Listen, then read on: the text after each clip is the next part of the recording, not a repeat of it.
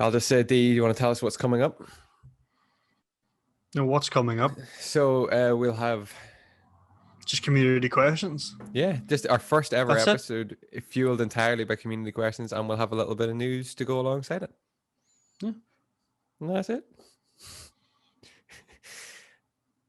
Should I lead you in? Yeah. Oh, Leave me in. sorry, Leave me in. sorry. Oh yeah. I'm waiting for my mark. Oh, sorry. Can we get camera 3 on D, please? D, you want to tell us? Or... Fuck it, we'll do it live. D, you want to tell us what's coming up in this week's episode? Just community questions. Yeah. I asked if that's all it was. Yeah, that's exactly what's coming up. That's it. Roll the credits, roll the intro. That's it. That'll do.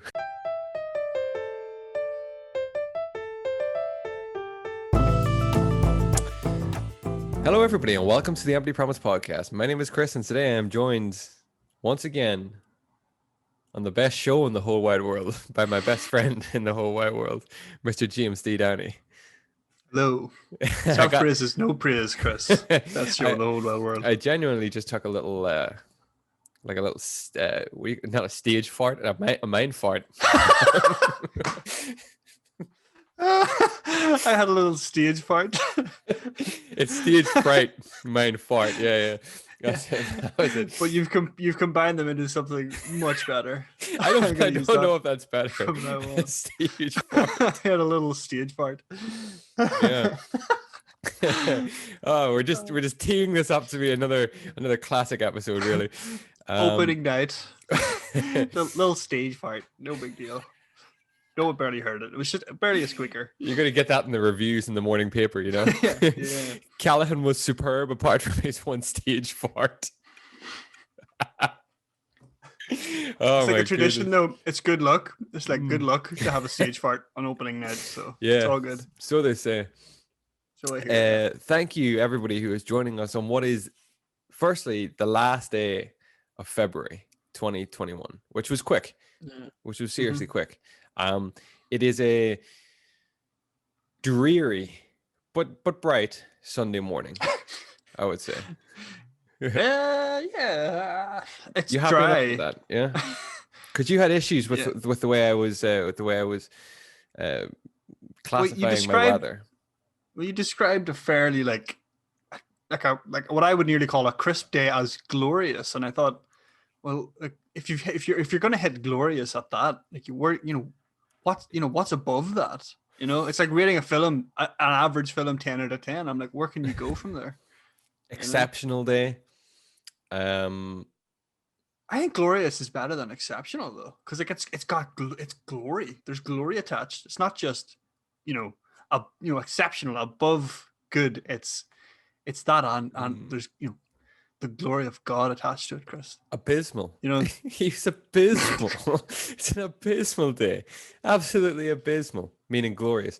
No, it was. I thought it was. I stand by my rating for that day. That was a beautiful day. That was a day you could easily stand outside with your mug or cup of tea or coffee or whatever hot beverage you care to take with you on your outdoor travels or pursuits, and just enjoy the sun, but still a slight nip in the air because it's still only February. Let's not forget. Yeah.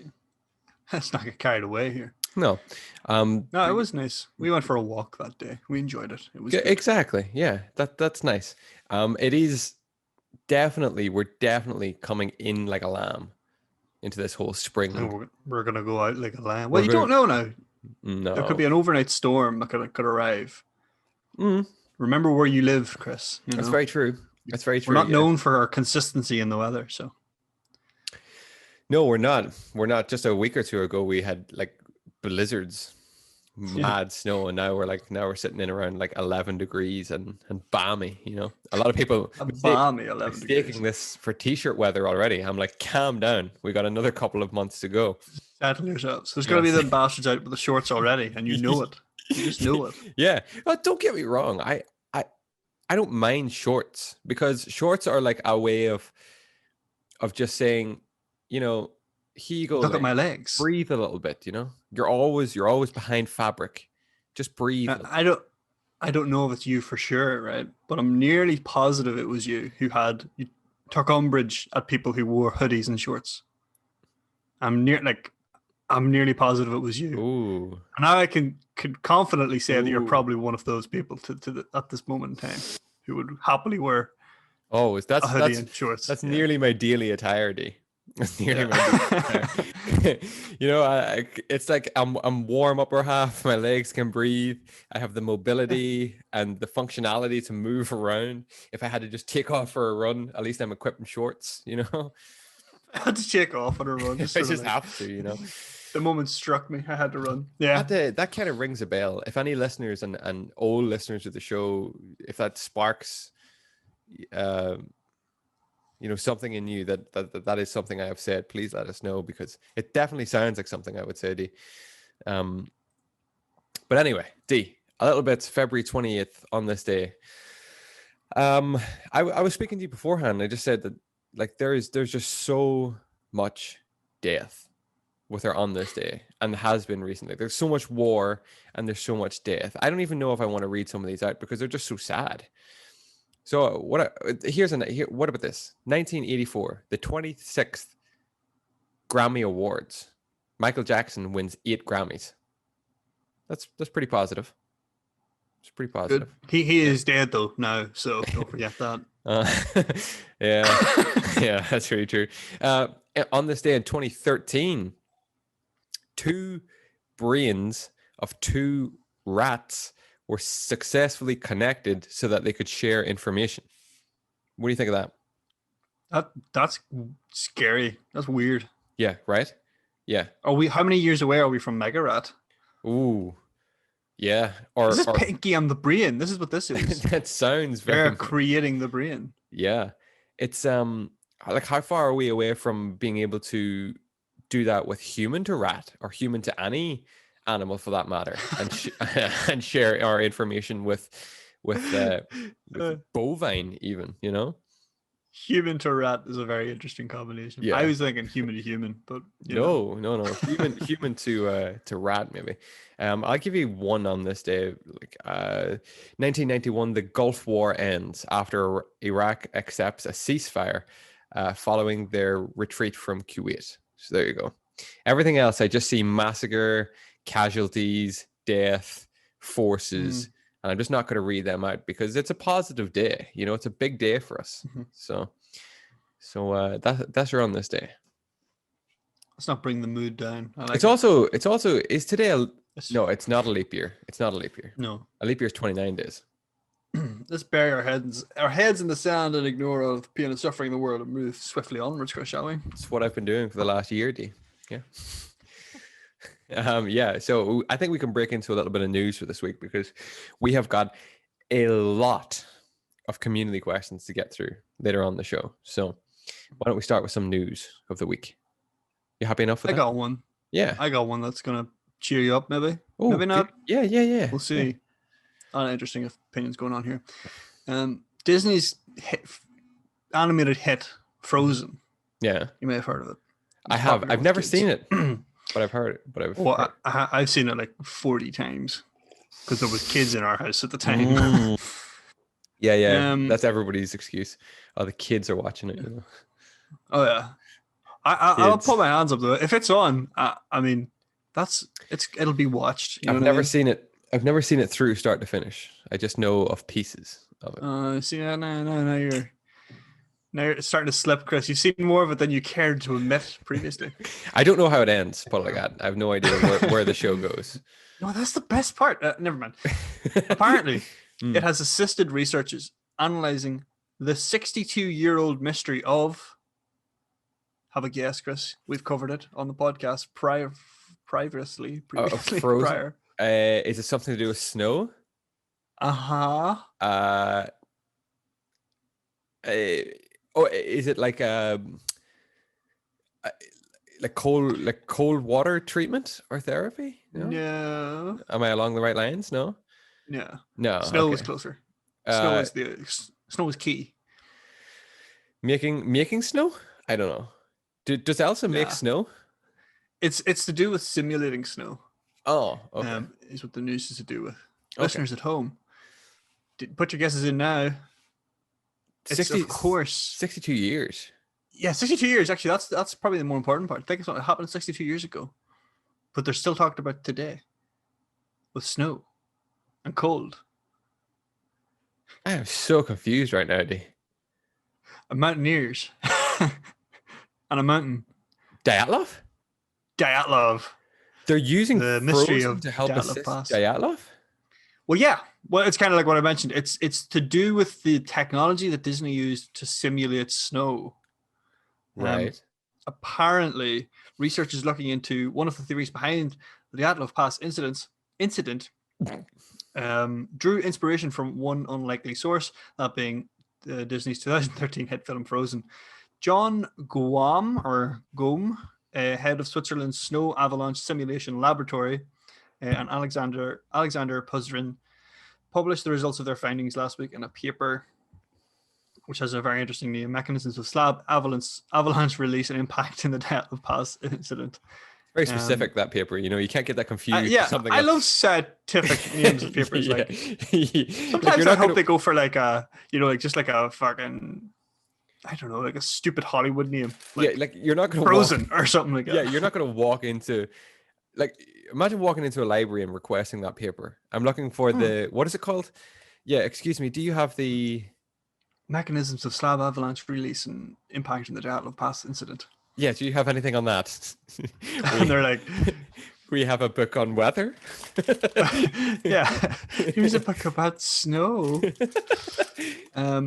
Apparently, though, they constructed a computer simulation of a slab avalanche that was inspired by the animation of snow in Frozen, and they asked Disney animators about their animation process, and were able to modify the code that they used and combine it with vehicle crash tests conducted by General Motors to craft a new model of how a slab avalanche might have descended upon the Dyatlov Pass hikers and potentially killed them. So basically, Disney is solving the past. They're solving problems from the past. Yeah. For all I know, Disney were involved in the Dyatlov Pass. That's where I was going with that. Yeah, that could be a conspiracy for us. Were Disney involved in the Dyatlov Pass? It's the big mouse covering up his tracks. I tell you what. Yeah, Mickey was up there. He was up that mountain, man. Oh, for sure, sure. Can you imagine how terrifying that would be in the middle of like a snowstorm? You in the Ural Mountains in Russia, freezing, fighting for your life. You unzip the tent to try to make a break from it, and there's a giant 7-foot fucking mouse standing looking at you. Oh. Yeah, can you imagine that? I would be the first man off that mountain. Yeah. Oh man, I'm just imagining one of those creepy pastas now, where his arms are all elongated and wrong. Yeah, that's creepy shit, man. Like Slender Man, but Mickey Mouse. And yeah, just that, oh Slender God. Man. His eyes wide open, gazing into your soul. But yeah, apparently they're trying to confirm a theory that because you know the way the Russians came out recently, last year, and they said it was an avalanche. That's the answer. Yeah. But a lot of people are still saying, well, how come they have all these crushed bones and stuff? And how does an avalanche do that? Apparently, a slab avalanche is basically, it's like a regular avalanche, except it's got a big slab of material moving at what was the speeds that it said? It's fast, 80 miles, up to 80 miles an hour. So you have a big chunk of ice that can move 80 miles an hour, and apparently that can crush people the same way you'd expect. So it might have been that, but they still haven't solved it, Chris. It's still a mystery to this day. If you want to find out more about what we're talking about, the Dyatlov Pass incident, there's a episode of the podcast dedicated to it that we did about this time last year, actually. Yeah, that's right. It's an awesome episode. That's cool. I have a piece of news, D, that you might enjoy this week. A bit of entertainment news. The cast for HBO's The Last of Us series, the 2 leads have been confirmed. Do you hear about this? Did you read about this during the week? I did read about this, yeah. In case you're unfamiliar, The Last of Us being Naughty Dog's triumphant PS3, PS4 shooter, which is just unbelievable. Wouldn't you say? Oh, an amazing game Yeah, experience. yeah. Just story. Well, now Yeah. HBO, the big dogs behind such series like Band of Brothers, The Pacific, and probably most notably Game of Thrones, are now taking it on as a series, and they have confirmed that the two lead characters will be played by. Let me just get the names here. Pedro Pascal will play the role of Joel, while Ellie will be played by Bella Ramsey. Now, who are these people, you ask? If you're watching the video version, the pictures are up on screen. Pedro Pascal was actually in Game of Thrones. At one point, he played, wasn't it the Viper he played? He fought the Yeah. Mountain. Martel, Yeah, maybe yeah. was his name. He's also, if you've watched Narcos, he is Yep. Agent Murphy, or he Agent Murphy's assistant? I forget which one is Murphy, but he's like the main guy. He's like the main guy, the main detective with the mustache. Maybe they both have mustaches. I'm not too sure. And Bella Ramsey, known for, do you remember the BBC show years ago called The Worst Witch? Well, that's her. She was also in Game of Thrones briefly, I think. Is she not? Her name isn't Bella Ramsey. Is she not? She's Oh, Bella sorry, Ramsey yeah, Bella in Ramsey Game of in Game of Thrones. Thrones. Yeah, sorry. Yeah. Yeah. Yeah, because that's what most people would probably know her from. Yeah. Yeah. And she'll play Ellie, the like I think teenage at that point in the story. Yeah. Girl, and yeah, I think pretty cool actually. Pedro Pascal as Joel. I think that's like a pretty solid casting choice. I think that'll be good. He's also in Mandalorian, which I haven't seen. But That's right. He's very good in it. He is. Now there was some kind of not upset, but kind of fans have voiced their opinions on do you know the other Game of Thrones actor? Is his name like Nicholas Coster something? Oh yeah. They wanted to see him as Joel. He played Jaime Lannister in Game of Thrones, and a lot of people saying they wanted to see him as Joel. I've only read into this briefly. I think he'd make an awesome Tommy, though. I think that'd be pretty awesome. True, actually, yeah. Because remember, you gotta fit all these characters in, and I just think HBO are just gonna do such an awesome job with that series. Like that's gonna be so cool, dude. I think so. I think it's gonna be like, I think it's going to be a mentally draining show. Like, I think it's going to leave you depressed as fuck most weeks. Yeah. Like, just based on the story it's based on. Like, I mean, it should be amazing at the same time, but like, God, after playing The Last of Us Part 2 over the summer, I was just like, it's bleak. Yeah. It's a bleak world, but it's a bleak world anyway. So, and I mean, if we've seen. Like we've seen our fair share of like zombie survival and apocalypse survival over the years through shows, probably most notably with like Game of Thrones or with The Walking Dead. The Walking Dead. And like we know they can do it. We know they can pull this off. You know. And if it's another The Walking Dead though, I'm walking. I'm not watching. I mean, but that's the thing. Like The Walking Dead is what, like AMC, isn't it? And this is HBO. Yeah. Like HBO are like leagues above AMC. They need to, you know what they need to do is, right, and I think it's the only way they can do it. They need to do Band of Brothers. It was 8 episodes. Yeah. Story starts, story finishes, and then walk away. Yeah. Like if we're gonna have 2-3 seasons of this, I don't think I'm gonna. I think there is going to be a couple of seasons. I would imagine so. I think they could do the first game as a season, second game as a season, like events basically are around it, and then maybe something new. Yeah. I don't think they should do first game, second game. I think they just need to do the first game and wash their hands of it before they, because it'll just get the ire of all the people who hated the second game. But where do you go then after the first game? Because you know how that game ends. You don't go anywhere. You just leave. Finish the story. Because that was the problem. Like the game had. We're nerding out a little bit here. We're not dwelling on this too long, but the game had such a good ending, such a good, like, kind of ambiguous, leaves you with your own opinion of things. Yeah. Real impression on you, and you take that ending away, and you kind of like, I remember thinking on that ending for like days after I finished the game. That's what you want. You don't want to have, all right, let's jump 10 years later, 5 years ago, whatever it was, and kind of butcher all of the things that you thought had happened or might have happened. I don't think they butchered. I thought the second game was excellent. Yeah, I think the game itself was excellent. Yeah. But you didn't enjoy the story? Is that what you're saying? No, I actually didn't. I didn't mind the story. Actually, no. It's because it changes the ending of the first game. Oh yeah. And I didn't mind the story, but a lot of people hated the story. Yeah. Like with passion, heatedly. despised it. So I don't Yeah. think, I think maybe if they broke, I just don't think they should do multiple seasons. I don't think it should drag on for like 3 or 4 seasons. Like, because you're inevitably going to get another Game of Thrones thing where it's like, where are they going to end it? It's a cash cow. Like, yeah, they can milk that. Oh, yeah. They can It's milk that true, big too. time, like, But yeah, we didn't mean to nerd out too much on that. But there you go. The casting has been confirmed, and yeah, I think it's pretty good choices. Just whether or not Pedro can pull off a pretty good Joel accent will be. I think he'll be all right. I think he'll be good. Think so? Yeah. Okay. Mm-hmm. Moving on. Any other news you want to touch on this week? I have a bit actually. Do you hear about Tiger Woods' crash? Well, yeah, that's right. That was crazy, man. So Tiger Woods, like obviously world famous golfer, suffered like a really nasty crash. When was this? On Thursday? In his car, the car, I'm pretty sure, like flipped. He hit a curb and then a tree before flipping over several times, and he actually had to be cut out of the car. This was in LA. He has fractures to his tibia and fibula and injuries to his foot and ankle, and he's had to undergo surgery for pins and screws in his leg, which is pretty nasty. Like, and there's obviously, he will more than likely not be showing up at this year's Masters, which is a bit of a pisser, like, because yeah, you want to see him dick there. getting himself in a car crash so we can watch him play golf.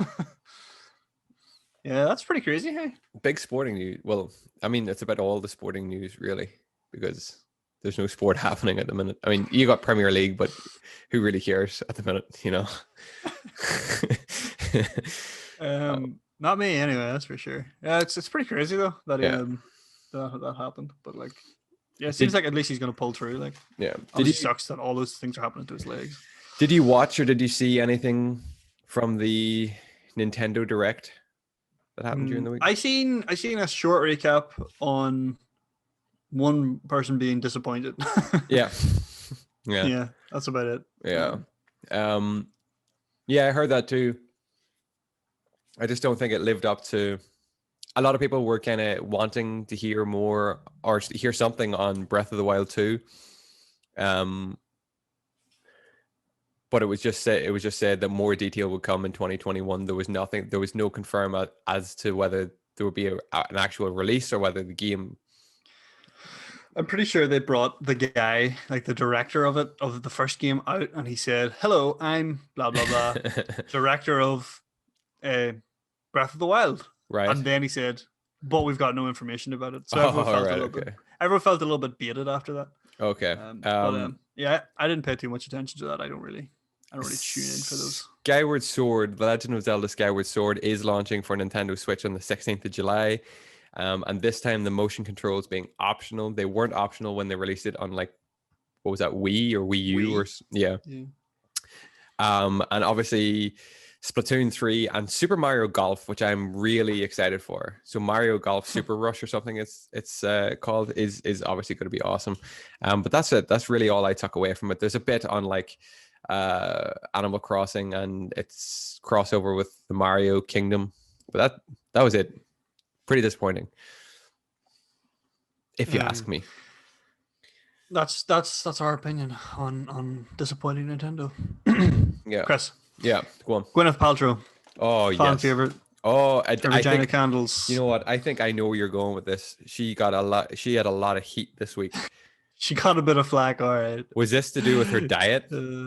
Is this to do with this? No. Well, more specifically, how she has kind of been spreading misinformation about how to treat people with long COVID, which is like, I think is what you're left with after you leave the hospital, having suffered with COVID. Yeah. So like shortness of breath and all these other like after effects which seem to linger for like months and months, years possibly. We don't really know how long it does last. Yeah. But amid all of this, people not being sure, exactly how to treat it and how long it's going to last. It's all right. Gwyneth knows. All of the answers. Yeah, she knows how to treat it. I know. Tune in. Make sure you're subscribed to her newsletter and on her website for all of her fucking bullshit. And you can also get a vagina scented candle from Gwyneth Paltrow. Her not anymore. Vagina scented candle. They sold out. Sorry, that's right. Yeah. I know they explode, so don't. They're dangerous. Yeah, you can go down to your local fish Um, market. I'm sure it'll be about the same. She says, long COVID could be treated with right. This is my favorite part of it: intuitive fasting. Yeah. This is what I heard, and I heard. Yeah, go on. What You. makes what makes it intuitive? Like, Yeah, I is know. it intuitive as in like it's intuitive you should know to fast, or like is it a specific type of Oh, fasting it's that is such intuitive? I don't. horseshit, D, is what it is. It's so like spreading that kind of information is just so damaging to people Uh, right now, D. It's it is crazy. dangerous. It's Yeah, super dangerous. the NHS has like made a statement, not made a statement, but they've like put it up on their website or whatever to say don't like it's not good information. Hmm. Don't listen to it. She says that uh, she caught COVID-19 early and has since suffered long tail fatigue and brain fog. Um, and after turning to the advice of a functional medicine practitioner, so I guess that's a way of saying doctor who doesn't have the credentials of a doctor. Yeah, pretty much. It's She was someone told, who maybe like specializes in like what do you call it, alternative medicine or something. yeah, it's probably something like that. They obviously don't have like the things you need to legally call yourself a doctor or A whatever. doctor, yeah. Um, It's like a dentist calling themselves a doctor. So she I'm embarked on a joking. keto and plant-based diet involving fasting until 11 a.m. every day. Lots of coconut aminos, specifically, sugar-free kombucha and kimchi. And she also recommended. Now, I'm shocked personally that this, I wouldn't expect this from Gwyneth, but she has recommended her own brand, Madam Ovary supplement. Incredible herbal non-alcoholic cocktails. Benny, So I'm surprised. I'm shocked that she why would do would that. she recommend she's usually cocktails? she Like, sells them. dude, it's just so Here. hard. It's so hard to listen to this. Like, My absolute favorite part is she's also doing an infrared sauna as often as I can. mm-hmm. Now, what's an infrared sauna? So an infrared sauna is basically a sauna that it works through light rather than actual like hot stones. It's just like a box of light, basically. It's like a sunbed. So it's a sunbed. Pretty. She's sunbathing. Yeah. Which is known to give you cancer, right? Uh-huh. Sunbeds. Yeah. I don't know if they've been. Yeah, it's bad for your skin, basically. I don't know if there's. Yeah. It sounds like the standard stuff where you're saying like oh yeah, eat healthy, have saunas, do all this shit, buy my cocktails, so you'll feel better. It sounds she's like plant-based and keto. Shite. Yeah. Oh, is that difficult to do? Oh yeah, it's not it's fat, isn't it? It's not this difficult to do. It's just you're kind of wondering why she's left with like brain fog. Well, she's probably not getting anywhere nearly enough nutrients and stuff. Like Yeah, true. Like plant-based and keto, like that's you're just eating fruits and vegetables there. And any kind of transition onto any kind of like extreme diet would probably leave you. I don't know. It would probably leave you with some kind of mental fatigue or fog. Like if your body was new to it. And as someone who's a public figure or in her line of work, I'm sure she's like constantly busy and has stresses and things too. So a good diet would probably take her a long way. In my opinion, this is just all the buzzwords, keto, plant-based, coconut aminos, kombucha, kimchi. I like kombucha. What else we got? Yeah, they're fine things, Chris. They're just don't say they're going to cure COVID or long COVID. You know what I mean? Infrared saunas. Just buzzwords. Throw them into a sentence. It healed me. I'm a public figure. Buy my stuff. Yeah, it'll work. It didn't actually heal me. What healed me was my own line of cocktails used alongside this. Yeah, it's fucking crazy, man. Oh, anyway. Yeah. I've lost a lot of respect for her, unfortunately. Yeah. Over our last news cycles. Mm-hmm. Do you hear about Lady Gaga's dogs? I know you're a dog owner. My God, yeah. Yeah. Do you hear about this? It's so weird. Yeah. It's just crazy. So Lady Gaga's dogs, she had a dog walker who was obviously taking the dogs walking. But however, somebody shot the dog walker in an armed robbery and stole the two dogs, I assume, or abducted the two dogs. the guy that was shot is in hospital and he's expected to make a full recovery.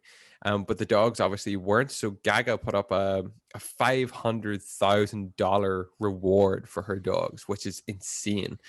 But thankfully, the 2 stolen French bulldogs have been found safe and handed to police, according to officials. So that's nice. That's a bit of, it's nice that they're back. I know the dog walker is like in hospital recovering from armed robbery, but I mean, you can't blame her for that either. You know what I mean? Like, it's just like I think the thing for me was that the headlines were, Lady Gaga's dogs were stolen. Yes. And then the subline was "man shot." Yeah, you know what I mean? Like, yeah. It was like, kind of. He was the only. Thankfully, the only casualty in this whole thing was a man getting shot. You know, and the dogs were returned safe. So God bless for that. It's like people focus so much on the fact that it's celebrities' dogs, they miss the actual. She's actually currently in Rome working on Ridley Scott's new film, which is called Gucci. So I'm assuming it's to do with Gucci. Coincidence? I don't think we should be making such wild allegations. Actually, but it's pretty crazy. Also, see the $500,000 for her dog thing. Like, why you got the money? That's your money. Do it. I don't care. Absolutely, yeah. No, absolutely. Like if you won the lotto and you had your dogs and God forbid they were abducted, you would put up a fine sum of money for them dogs to be returned safely to. Do you know what I mean? Absolutely, sir. So yeah, definitely. If you have those resources to do it, like people who are hating on her for putting up like $500,000, like you're just jealous that you didn't find the dogs. So shut up. True. I mean, she could have given that money to like a charity or done something more useful with it. Like, but I mean, she could do that any day of the week, and she doesn't. Why are you not yelling at her for? Why are you not yelling at her on a random Tuesday? Why haven't you given more of your money to blah, blah, blah? She has like her own like brand, not own brand, but like her own line, limited edition of Oreos at the minute. I don't know if you've seen them. I think they're pink with green cream. I don't think I need to see those guys. Pink cookie with like green frosting. Yeah, there you go. What celebrities can do these days, you know? Look out for Gwyneth Paltrow's Oreos coming soon. Oh no. Oh, they're not going to imagine. Yeah, what they're gonna taste like. Yeah, let's not go into it. I do have one more piece of news. Yes, is it time to move into the caging the beast segment? Sure. Good. Yeah. Okay, I'm working. It sounded good. I liked it. Yeah, I can't get deep enough. You know, I can't get deep enough. I don't want it deep. I want it. I like it when it sounds like. Okay. I like that. Okay. Good. Okay. You bring me some Nick Cage news. I'll enjoy some more of this fine mango. Dried mango. It's been a quiet week for Nick Cage, if such a thing exists. Right? There wasn't a whole pile of news, but he's just settling down after the shitstorm that was Willy's Wonderland. Shitstorm in a good way. Have you seen it? Have you seen it yet? No, it's still it's still bought. It's purchased there on my Prime. I haven't watched it, man. I have to watch it as well. I'm more keen to watch it now than I was before after hearing some of the reviews. So, he was spotted in a black leather jacket. I didn't think that was newsworthy, but apparently some fucking websites out there did, because that's their job. They got a picture of him. That's news. So I kept digging and I found a little tidbit here. It's about. Well, we know from last week, if you recall, that Nick Cage is kind of into reptiles, amphibians, type things like that. He pushed to get those added to Willy's Wonderland if he could. Well, the tale gets a little. It goes deeper, Chris, because apparently he's responsible for the casting of Laura Dern in the cult classic Jurassic Park. No way. Yeah. How did that come about? Well, this is so he had his hand in one of the greatest dinosaur movie of all time. He did, Chris. See, everybody gives Spielberg credit for that movie. No one gives Nick Cage the credit. He's the visionary. He didn't get a producer's credit. He didn't get even all of the credits in any way. I was going to say he's probably not even on the credits. Wow. No, but he's core to the creation of that film. Spielberg wanted Dern to star as what's the name of her character in that? Ellie Sattler, is that right?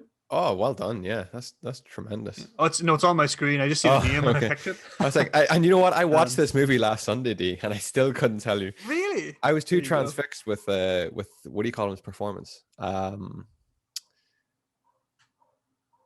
Oh my god, I've lost it too. One Malcolm. second. One second. One second. One second. One Is second. that his name? Oh God. Goldblum? Yes, Jeff Goldblum. Yeah, Jeff The Goldblum. Dr. Ian Malcolm. That's Jesus. Oh my God. Drew a complete Um, blank there. Another stage well, fart. apparently, right? Stage fart. Not a stage fart. Apparently, Spielberg wanted Laura Dern to star, and she was kind of hesitant because apparently before that, all she'd done were like low, not blockbuster movies, kind of artistic movies. Like she apparently got an Oscar nomination for was it Wild at Heart? Or no, it was Rambling Rose, which Ooh. I've never seen. No. But apparently she got an Oscar nom for that. So she was kind of like one of those actors, like serious, not going to jump into just a blockbuster because Steven Spielberg asked her. Mm-hmm. But enter Nick Cage. And he makes all the difference here. So this is from her own words in a Slater with Entertainment Weekly. She says, I was talking with Nicolas Cage and they had just done a Wild at Heart together. And I said to him, Nick, I said, Nick, they want to put me on the phone with Steven Spielberg, but they want to talk to me about a dinosaur movie. And he was like, you were doing a dinosaur movie. No one can ever say no to a dinosaur movie. Words of Nick Cage. Wow. Laura Dern says, really? He's like, are you kidding me? It's the dream of my life to do a movie with dinosaurs. What? Oh God, they should remake Jurassic Park and just cast Nick Cage. Yeah, they need Nick Cage in Jurassic Park. Oh my God. What if, right? What if there was a new movie where this takes place between the events of Jurassic Park and Jurassic World, or Jurassic, like the Chris, whatever, Chris, Pratt ones, whatever ones there, right? Where the park needs a caretaker, right? See where I'm going? There's no one on the park, and this guy, maybe his boat breaks down or something, and he washes up on like Ilsa Nebula or whatever it's called, and he becomes the new park caretaker. Maybe some people come into the park, like I don't know, some kids, some pesky kids want to come in, see the T-Rexes and stuff, and he's like, oh, you shouldn't do that. Yeah. And he has to save the day. That would be a great movie. Exactly. I mean, Chris, get your pitch ready because we're taking this to Hollywood. We're going. We're taking this to Nick Cage. We're taking this all the way to the top. This is going to happen. I'm super excited about this, Steve. This could actually, right? This could work. It has to happen because apparently Nick Cage has never made a movie featuring dinosaurs, despite the fact he obviously really wants to. So, I mean, I can imagine we could get him on board. When you spoke to me a while ago about Nick Cage and how he was in debt, or like hemorrhaging a load of money because he bought stupid things. I'm pretty sure one of the things you told me about was like a giant, either dinosaur, some kind of fossil or skull or something that he has in his house. Now it all makes sense. I actually think that was Aaron who brought that in. Oh, was it? Yeah. Yeah, I remember the episode he brought like 20 different facts about Nick Cage. Right, that was one of them. And yeah, he did once try to purchase an actual dinosaur skull. And apparently we can all thank him for getting Laura Dern into Jurassic Park. I mean, Laura Dern's great in Jurassic Park, but like she doesn't make Jurassic Park, you know what I mean? No. I don't even think she's not the key piece, but like if you take one of them away, Chris. Who does though? There's no real lead. Like Sam Neill's pretty good. But that's kind of the point, though. It's like if you take any one of those away, maybe you change the dynamic. Yeah. Maybe all of a sudden you don't really care about Sam Neill because he seems like more of a dick. Because he doesn't have her there to kind of like balance him out. Yeah, he just hates kids. And then Jeff Goldblum is just Jeff Goldblum is also being a dick because he's not impressed at anybody. He's just being that way, and you're kind of like, why are you like that? Yeah, right enough. Yeah. You don't know how people can affect the impact she might have had. So really, it was her idea. So really, the casting for Jurassic Park was absolutely perfect because of Nick Cage. Yeah. Well, I don't want to make too many assumptions here, but well. I think he should get an Oscar for that. what is that line from? What is that like famous line that like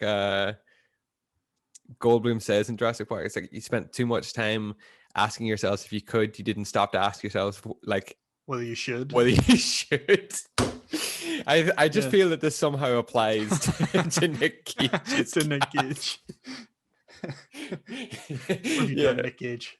Oh, that's brilliant. That's brilliant. That's great to know, D. I'd like to know that some of my favorite actors exist in some of my favorite movies that maybe they're not in. So knowing that he had a part maybe he'll to play, make an appearance in the new Jurassic World. Maybe we can make it happen. like Dinosaur 3 or something.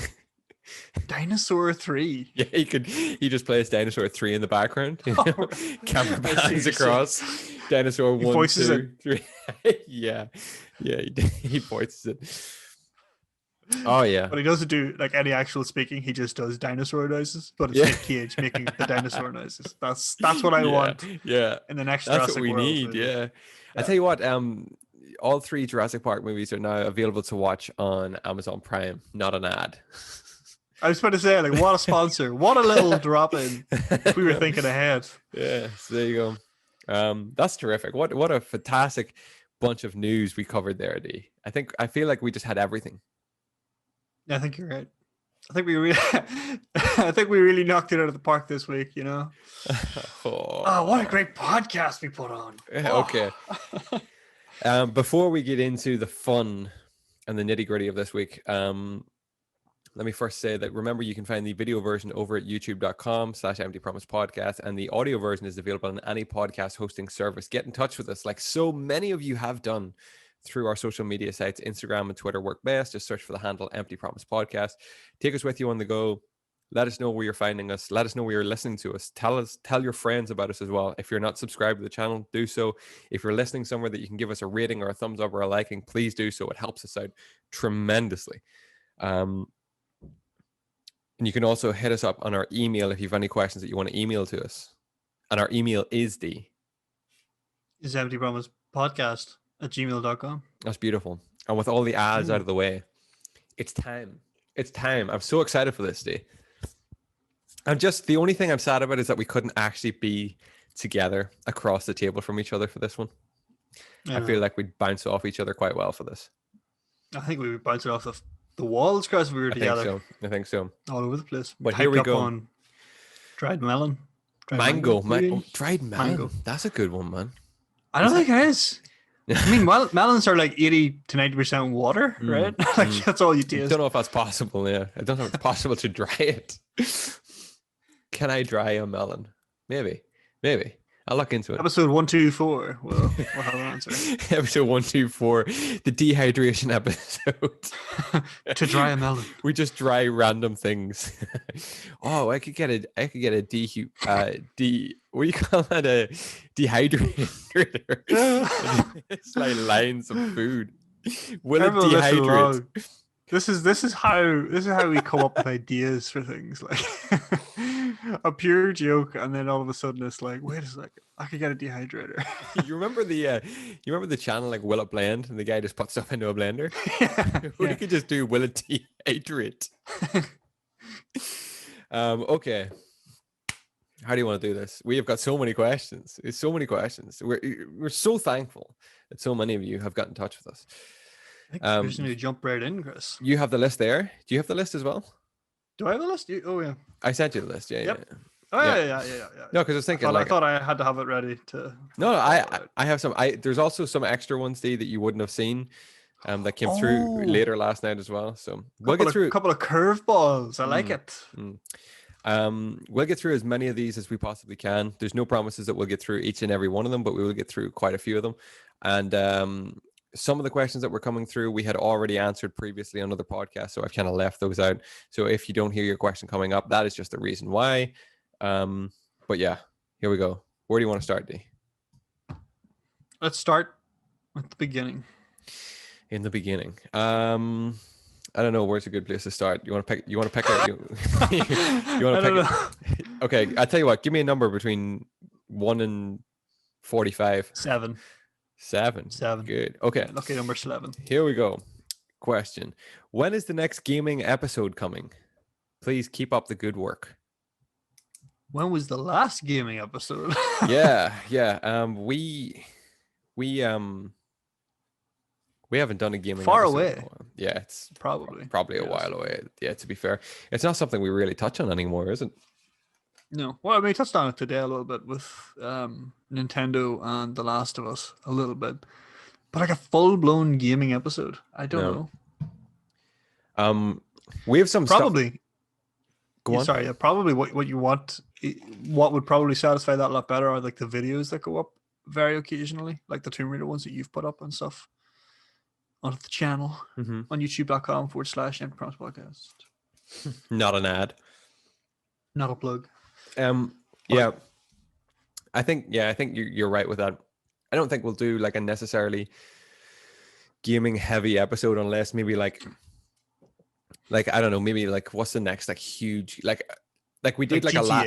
Yeah, I was just about to say GTA. Like unless like a huge game comes out that we're both playing and we're both really invested in and we want to touch on that for like a full week, that's when the next one's going to come. However, I would say that if you're interested in listening to gaming podcasts, I listen to, and I know Dee listens to from time to time, a great gaming podcast from the States called It's Obvious Gaming. It's Obvious Gaming, or It's Obvious Podcast Gaming. But yeah, listen to those guys. I'll link it somewhere in this video. I've been listening to them all week actually, and if you want your gaming fix, go to those guys. So shout out to those guys. But we will not be touching on things gaming for a while, I don't think. Yeah. There goes all our viewers. Numbers just gonna plummet. You're welcome, Empty Promise. Empty Promise. It's obvious. Jesus Christ. There you go, guys. There you go. Keep our subs. We don't want them anyways. But thank you for the question nonetheless. Here's another question, D. This one comes from Live Berries this week. What are your jobs, or what do you do for a living? It's all about the podcast, baby. It is. 24/7. We're full time.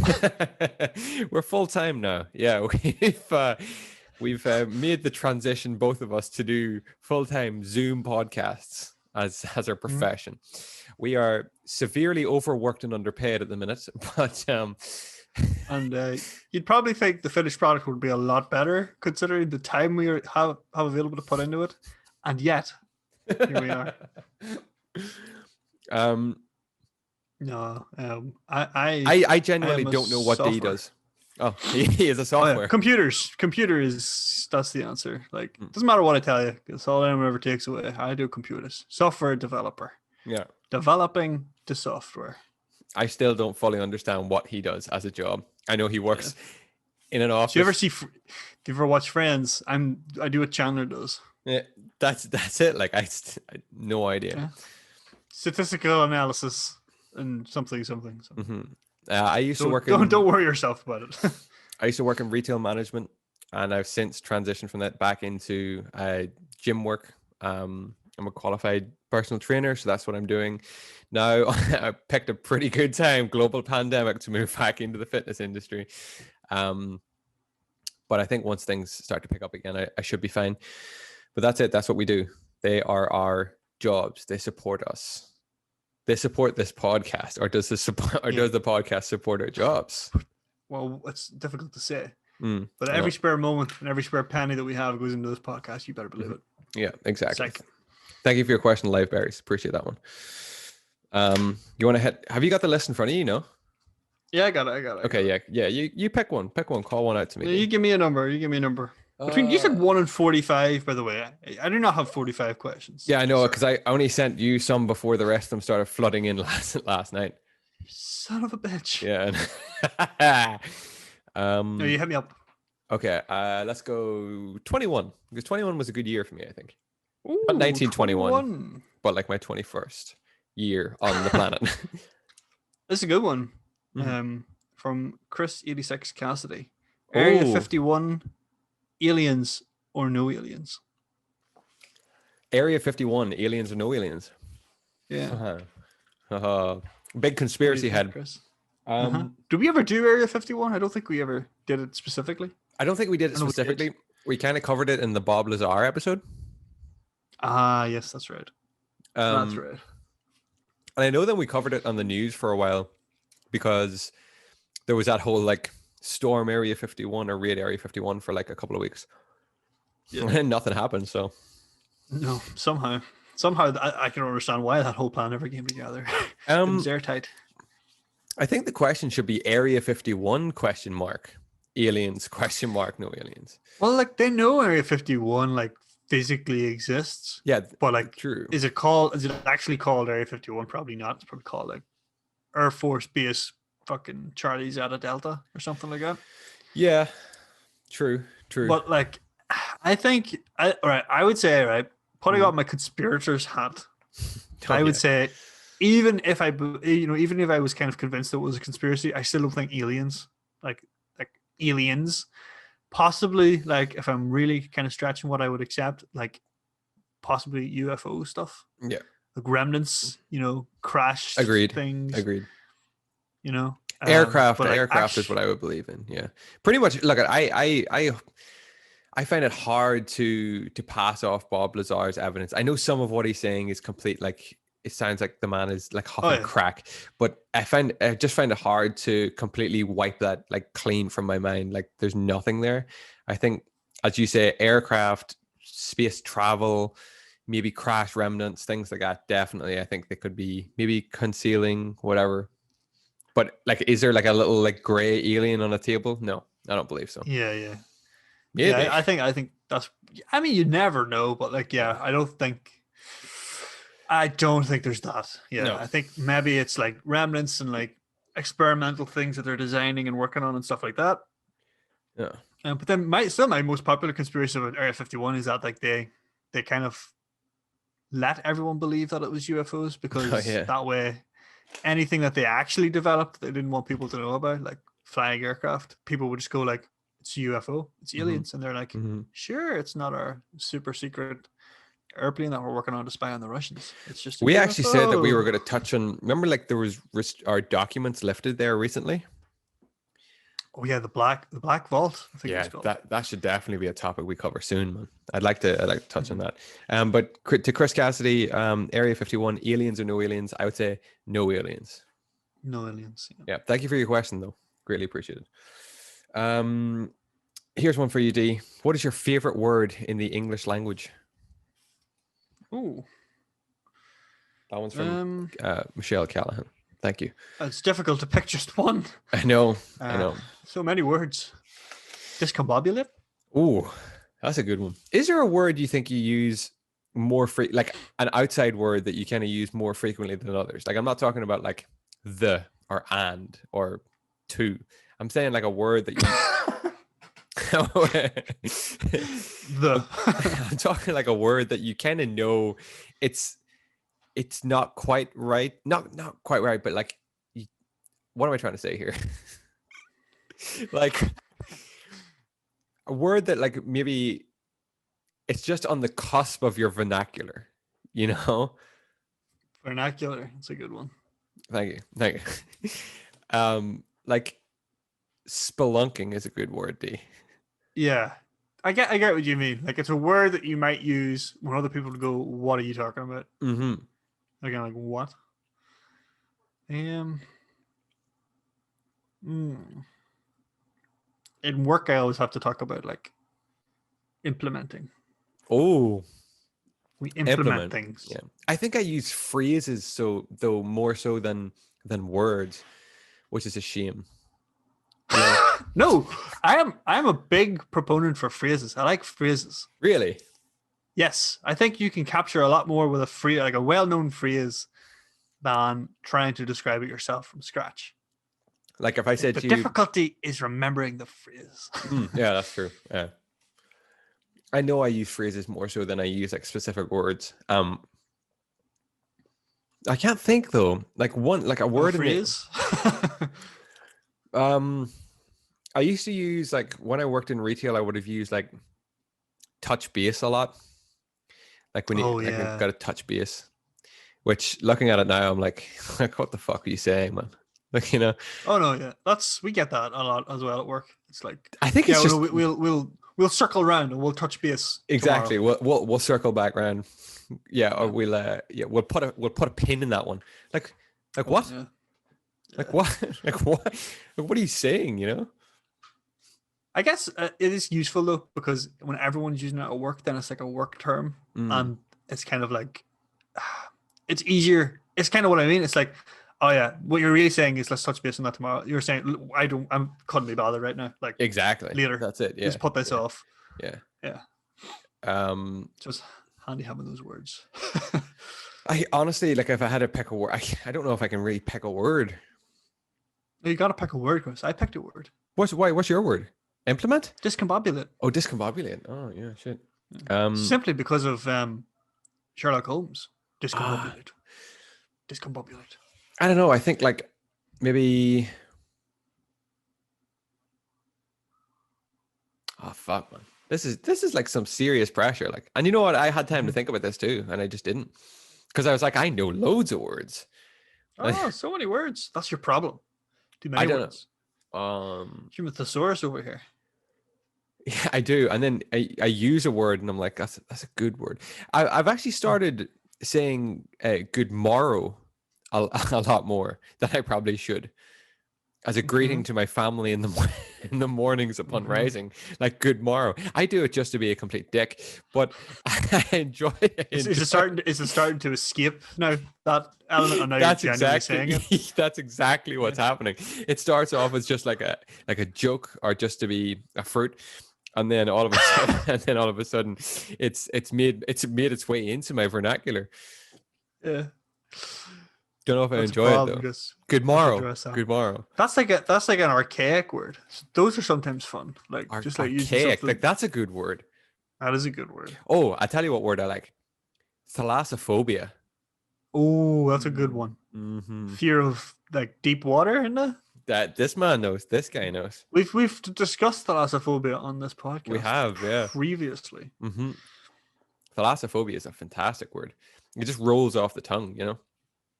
Yeah. Actuator. That's actuator. Yeah. Is there any words you don't like? Like moist? I don't mind moist. I don't mind moist. You know, some things are moist. I would take moist over damp. Yeah. I don't think I have a strong opinion on that. Think about it, and we'll touch base on this again. We'll circle back. We'll circle back. Yeah. I'll revert with an answer. I don't think there's any words I hate. Like, that's probably a lie. There probably are words that I hate. There's things that I hate. More phrases. What's a phrase? Mispronunciations. Like, give me an example if you can. Like, no more. When someone says, "I'm not going to do that no more." Oh yeah. That infuriates me. Well, it doesn't infuriate me, but it's one of those things that, and I'm a real dick about it now. I will always say, like, no, anymore. You won't do that anymore. And I'm like, and I know I'm being a dick, and I'm like, I know I'm being a dick, but you're just being the grammar Nazi, like, yeah. That one just annoys me. There's loads of things that I don't mind when people like mispronounce, and I mispronounce a bunch of stuff. And I don't really care, but there's just like that one just always irritates me for some reason. Well, you're a better person, and that shouldn't irritate you no more. Any more, Chris? No more. No, they never. No, they never. Anymore? What do you got? I don't know. You got to give me a word. You got to pick a word that you like, Chris, right? I mean, I think thalassophobia is like I'm just going to pick that is my word I like in the English language. Purely because I can't. Word? No, it's not. It's not. I'm so sorry as well. If I think of any more, we'll circle back around to it. All right. We'll touch base on this question again. But thank you. All right. Here's one that you will clean up on, I think. Yeah, how many of the original 150 Pokemon can you name? No, I don't think I'm going to do too well at this. That's what I meant to touch on in the news as well, is Pokemon is celebrating its big anniversary this year. Oh, yeah, they're remaking Diamond and Pearl. Yeah. Brilliant Diamond and something Pearl. Why Brilliant Diamond? Like, shouldn't it be like Dazzling Diamond? Like Brilliant Diamond. Like, that's just lazy. Brilliant. That's just lazy. You do say Brilliant Diamond though. No, but you do describe diamonds like that. That's this lazy. Very brilliant. It's not laziness, Chris. it is. It is. It's like If you go to a jeweler's, they'll talk about the brilliance of a diamond. They'll be talking about how bright it is. poor alliteration. That's what it is. You're just talking about the English language, and there's people out here just doing that, you know. Oh, Well, to be fair, they're Japanese, so I don't care. I don't care where you're from. It's still lazy. I don't know if you can see it. No, you can't. Right behind me, see that case? Right, I'm pointing at it right now. That red case. That is the Pokemon Indigo League on Blu-ray. I started watching it again last night. oh, nice. Yeah, fantastic. That's Yeah, pretty cool. but of the original 150 Pokemon, I don't think. Once again, I'm gonna be a complete wet sponge, a damp sponge on this one, wet sponge, whatever the saying is. Moist. I don't know, moist. I'm gonna save that for the next podcast, and I'll see how many I can name in like 30 seconds. Right now, why don't we just talk about what our favorite Pokemon out of the 150? You're still gonna cheat for next week. You're gonna be revising your Pokemon. I can tell. Obviously, if I were doing this in the studio, we have the poster of the 150 right there. Yeah, like I'm pretty confident nice. I could hit a good 50 of the 150, but I don't think I could get much more. I think I'd even struggle to hit 50. I definitely would struggle. I'd be hitting 20, and then it'd be. We see if you get like if you hit like Bulbasaur, like you can obviously get like the two like evolutions. Sometimes the evolutions are like yeah, they're crazy. Yeah, Bulbasaur, Venusaur. There you go. You got it. What's the middle one? Yeah, there's one more. It's Venusaur. You just got to think of a plant. Oh, that'll no problem then. Ivysaur. Ivysaur. You know what I mean? Like that. Sometimes those are difficult. There's like Charmander, Charmeleon, Charizard. Beautiful. Pikachu, Raichu. Look at this. Who am I missing? Bulbasaur. Mm-hmm. Squirtle. There you go. No, Bulbasaur. No. Squirtle. Squirtle. Something, and then Blastoise. What is the middle one? What do you call? What comes after Squirtle? Isn't it like? Is it, or is this a separate Pokemon? Is it War Turtle, or is that a separate Pokemon? Does it go Squirtle, Blastoise, War Turtle? No, what? No, see, it's hard. You don't just immediately get the three. It's insanely difficulty. Yeah. Anyway, right. We'll possibly save that one. Hang My on. favorite Pokemon. Yeah. Is that what you're asking me right now? Yeah, it's Squirtle, War Turtle, Blastoise. That's what we're War Turtle. Okay. Yeah. Yeah, your favorite. Like, you pick one that just stands out in your head. I mean, Snorlax, because all the dude did was sleep. Brilliant. Pretty awesome. Like, I'm trying to think of when I played the games, which ones I always liked. I always had my, like, your picks. I like Pidgeotto. Pidgeot, yeah. I liked Mr. Mime, Jinx. No, Mr. Mime is fucking weird. He is weird. Look, that's a weird character. Look. That's a creepypasta guy right there. Yeah, 100%. So was Jinx, man. Jinx was like a transvestite Pokemon that like kissed you. That's what it was. Like it was a male dressed in drag, or it was a female with a male voice that tried to kiss you. No idea. Yeah, that was a strange fucking thing. I used to have nightmares about Jinx, man. Is Magmar one? Yeah, Magmar. Yeah, I think you could be right. That sounds about right. I mean, Charizard's probably the coolest looking Pokemon. Or Onix. Yeah. Onyx and Geodude, they were pretty cool guys. Yeah. Psyduck and Golduck. Golduck was awesome. I don't care what anybody says. Everyone was like, "Oh, Golduck or Psyduck like shouldn't never evolve." Abacadabra. Mm-hmm. We had Oddish and Exeggutor, Ekans, and what was it? Ekans was Snake backwards, and the other one was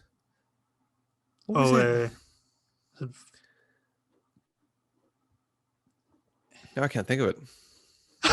We're so bad at this. Yeah, real bad. It's just another snake. I'm gonna be super dull and go Charizard. It's my favorite. I mean, Charizard's a good shout. Or Flameon. Jigglypuff. Jigglypuff. Yeah, Jigglypuff is my favorite Pokemon. Many fan favorites, to be fair. Clefairy, Chansey. There's another couple. I know a few. Like I know a few Pokemon of the OG 150. Like Yeah. Goldeen, Magikarp. He was pretty cool. What do you Lapras. call the guy with the spiral on his chest?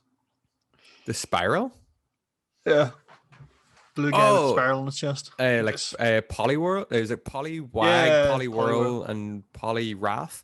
I think they were the three there. God, that was Yeah. pretty awesome. I got them. Bellsprout was another one. He was just a flower. There you go. Bellsprout would be my favorite. Thank you for the question. Here's another question, D. When are your birthdays, and what was your best birthday or favorite birthday? No, when was your best birthday? My birthday is in the end of May. Yeah, that's all you need to know. That's as much as you need to know. My Mhm. best birthday. I have a few memories of best birthdays, actually. Do you remember? You would have been at them all, which is nice. Do you remember there was like one that was like it was a gorgeous day, an actual gorgeous day, and we were all out playing football in my garden. That's about as much as I remember of it, actually, because I got kicked in the head with football. Wait, are we talking like? Was this like your 18th? We were all at your house and we started playing football. No, this is like primary school. All right, yeah, okay. This is like P7 or P6 maybe. Actually, we even P5 because I think we still had the old school green jumpers from the old school. Yeah. Oh yeah, I do remember that. I do remember that one actually. Yeah, it was gorgeous day when we were playing football. It's got everyone get on the bus back to mine. Football. Such a good day, man. Yeah, it was good crack that day. I used to love them. Well. Them birthdays were the best, man. Yeah, they were actually. They were good. You're always so lucky. Like ones. you always got blessed with like decent weather. I remember one of your birthdays, it snowed. Yeah, crazy. My birthday falls towards the end of April. And yeah, one time we got like my birthdays in like my old house used to just be everybody rock up, whoever wanted to rock up, and we just all play football all day. Oh yeah, that's just all day, just playing football. And then we come inside, get full of sugar, and go back outside and play more football. Till everyone was destroyed, and we all get to go home, or a few people got to sleep over. Yeah, sometimes they were awesome birthdays. They're the best. The select few. There were birthdays where we used to play like tip the can and things like that. They were also awesome birthdays, like way through the fields and stuff. Really, really cool birthdays. But yeah, like another one that of mine that I remember was my 18th, and that was it was basically a primary school one where we went outside and we played football. The difference being this time we were all getting fucking wrote at the same time. Yeah, that's right. We had a barbecue and everything at yours. Oh, that was a great day, man. That was a fantastic day.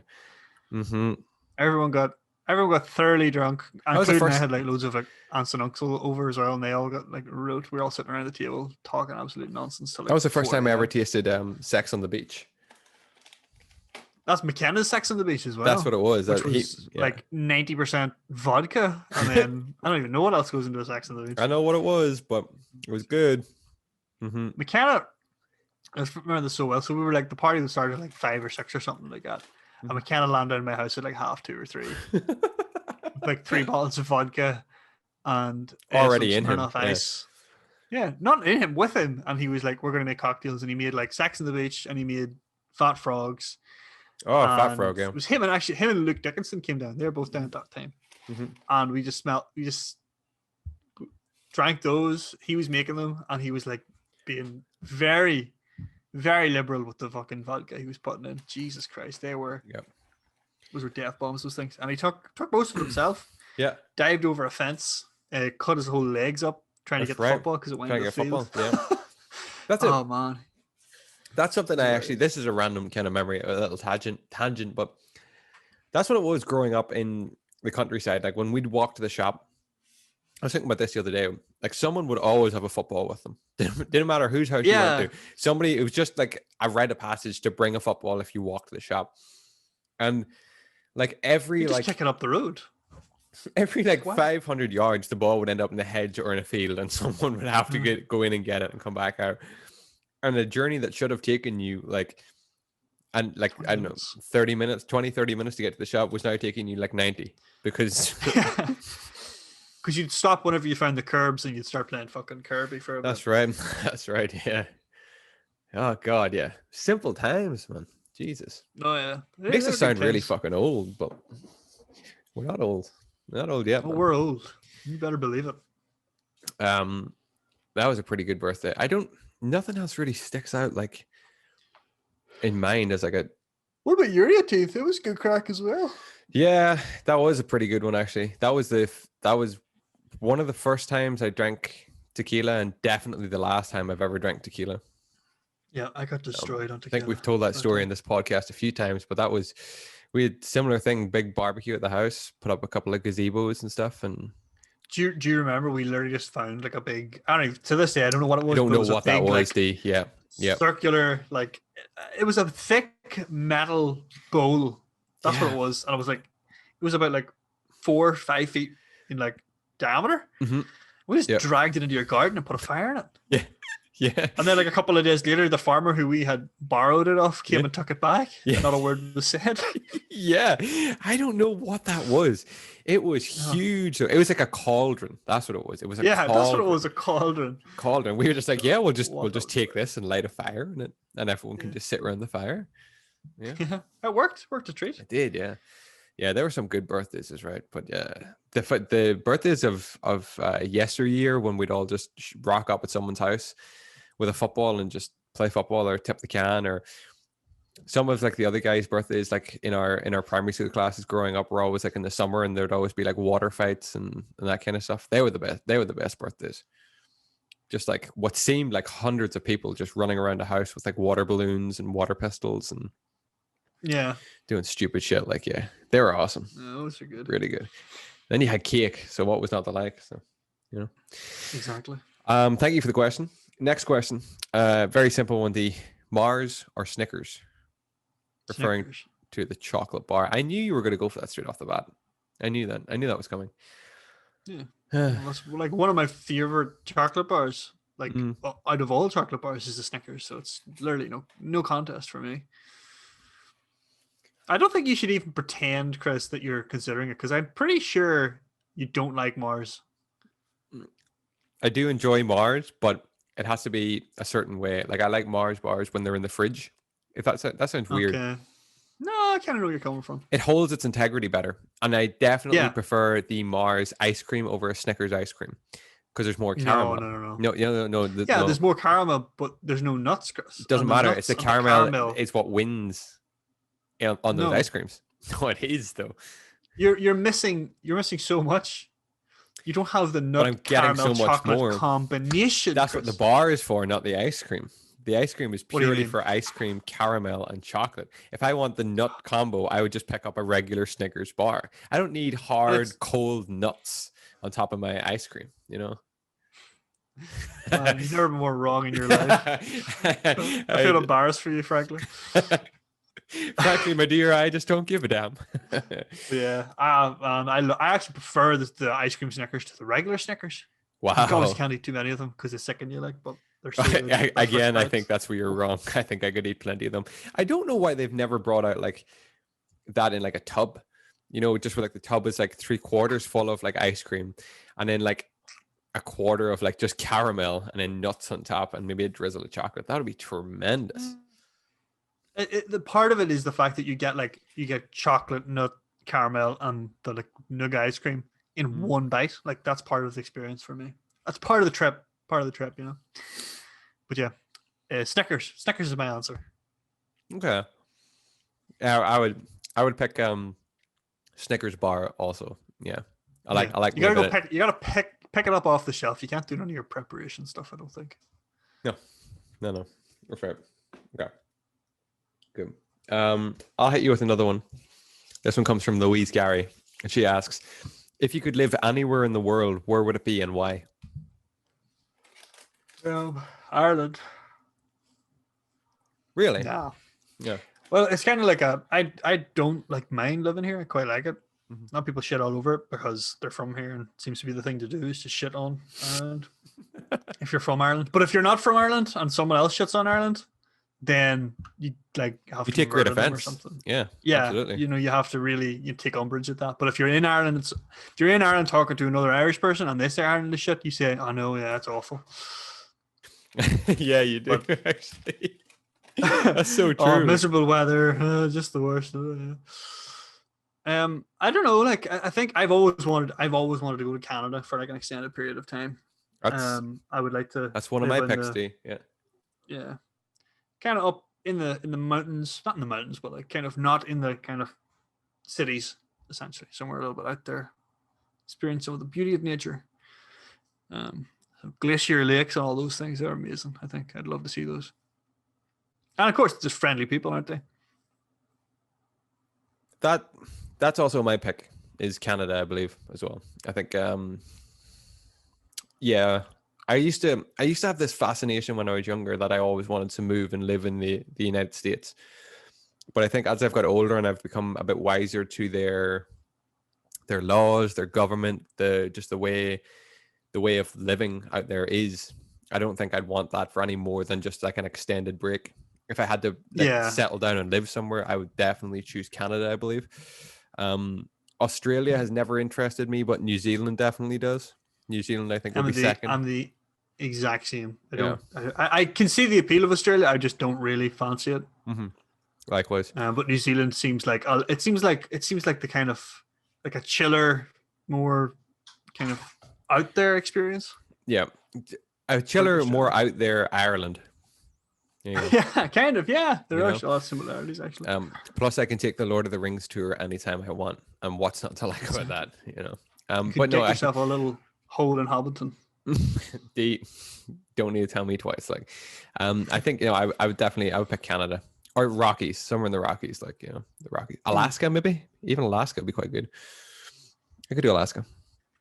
Yeah. See myself. Yep. The border of Canada and Alaska. There you go. Is there anywhere you would pick you would like? Is there anywhere in your mind that you would just 100% not settle down or not live, like want to live, or even visit or travel? You're just like no. Maybe it's like a popular destination. You're just like, I just don't understand it. Like no, like no. I'm not really. No. Like I'd definitely try anywhere. I'd like I don't think I want to France. visit Ukraine. I don't know, like Ukraine. I mean, I would never say like, oh, I don't want to go there because I don't know what's there or what's not. Like what's the problem with it? Dubrovnik, I Chernobyl's wouldn't go there. Murder capital of the Murder world. capital of the world. Although Nikki actually, C has been there, so I would really like to go to Dubrovnik. Actually, that's class. yeah, you could walk the same streets as our boy. Yeah, I don't think. Did you say France? No, I have a thing about France. I don't think I like France, but like in reality, if I went to France, Funny, that's how I've always felt about like the UK, like as in like England, Scotland, Wales. Like I've always just felt like I just don't want to see. Yeah, I just don't want to travel there.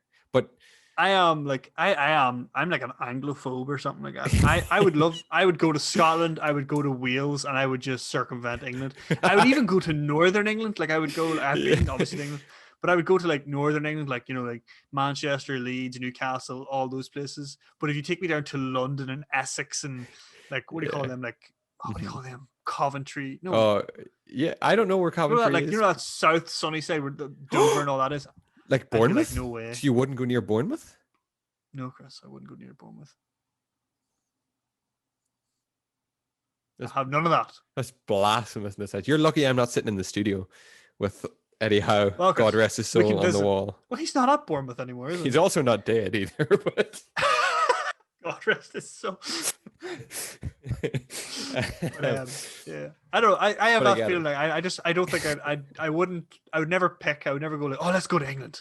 Yeah. Like, I'd rather go. Let's go to like the Highlands in Scotland or something like that. I would also like to take this opportunity to thank all of our English listeners because they're quite a high base at the minute and they're dotted all over England. And it's not saying anything against like England per se. It's just if I had to choose between going to England and going to New Zealand, like obviously I'm going to New Zealand. It's because they're right there. Like it's well. That's it's like, it. Like, kind of saying like I don't want to go and visit. I don't want to go visit Offaly. Well, that's it. Like that's the way I always thought about Ireland too. I was always thought like I never want to see like what's down south because why would you? Like it's just down there. But down south is beautiful. I know down south is a lot going on. The West Coast has so much going on. It's amazing. Yeah. That would be the part of Ireland I would recommend to anybody coming to 100%. Like, always Wild Atlantic Donegal, yeah, Sligo, Galway, Clare, Limerick, Kerry, Cork. get Yep. yourself right the way down Right around up to there. Antrim as well. Yeah. Yeah, right enough. Just do the coast because it's the most interesting parts. In the middle is kind of the. Yep. Yeah. Do the coasts. There you go. Thank you for the question, Louise. We appreciate that one coming in.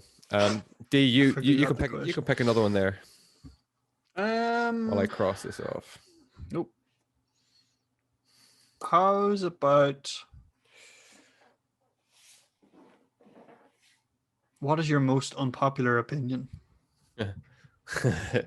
Now, I can say for Chris, his most unpopular opinion is that the Mars ice cream bar is nicer than the Snickers. The for sure. debacle.